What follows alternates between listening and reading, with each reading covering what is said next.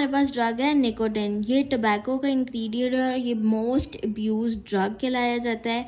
इसके serious risk factors हम देखते हैं लंग्स में और कार्डियोवास्कुलर डिजीज़ में, कैंसर कॉजिंग है और बहुत सी डिफरेंट डिजीज़ भी कॉज हो सकती हैं। और ये dependency on this drug is not easily overcome. इसका मैकेनिज्म देख लेते हैं। तो गैंग्लियोनिक स्टिमुलेशन कॉज करती है बाय डीपोलराइजेशन, लेकिन हाई डोज में गैंग्लियोनिक ब्लॉकेज भी कर देती है। इसको हम इस तरह देखेंगे कि निकोटीन टार्स और कार्बन मोनोऑक्साइड जो हैं ये सिगरेट में प्रेजेंट होते हैं लेकिन कॉज कर देते हैं लंग ट्यूमर। उसके बाद है हमारे पास एक्शन। तो सीएनएस में हम इसका एक्शन देखेंगे।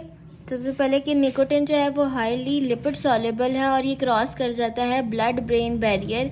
उसके बाद ये लो डोज में हमारे पास डिग्री ऑफ यूफोरिया एंड अरोजल मतलब हमें अच्छी फीलिंग प्रोवाइड करता है और रिलैक्सेशन, और हमारी अटेंशन, लर्निंग और प्रॉब्लम सॉल्विंग और रिएक्शन टाइम को इम्प्रूव करता है। हाई डोज में इसका सेंट्रल नर्वस सिस्टम पैरालिसिस हो सकता है और सवेयर हाइपोटेंशन कॉज हो सकता है बाय मेडुलरी पैरालिसिस। और nicotine is also appetite suppressant, मतलब इससे भूख कम लगती है। पैरिफेरल इफेक्ट्स देखें तो यहाँ से एक मैंने ओवरव्यू शॉर्ट सा बना लिया है कि स्टिमुलेशन होती है सिंपैथेटिक गैंग्लियन की और अडर्नल मेडुला की, जो कि इंक्रीज करते हैं बीपी और हार्ट रेट को। उसके बाद इंड्यूस वैसोकंस्ट्रिक्शन, जिसकी वजह से डिक्रीज होता है coronary blood flow. Bad for hypertension angina patient. Stimulate parasympathetic ganglia, जो कि इंक्रीज करता है मोटर एक्टिविटीज ऑफ बाउल। अगर इंक्रीज डोज होती है तो बीपी डिक्रीज भी हो सकता है और सीज कर सकता है जीआईटी और ब्लैडर मस्कुलेचर को। देन हम इसके फार्माकाइनेटिक्स देख लेते हैं कि हाई लिपिड सॉल्युबल है ये और एब्जॉर्ब हो जाता है ओरल म्यूकोजा के थ्रू, लंग्स, जीआईटी म्यूकोजा और स्किन के थ्रू।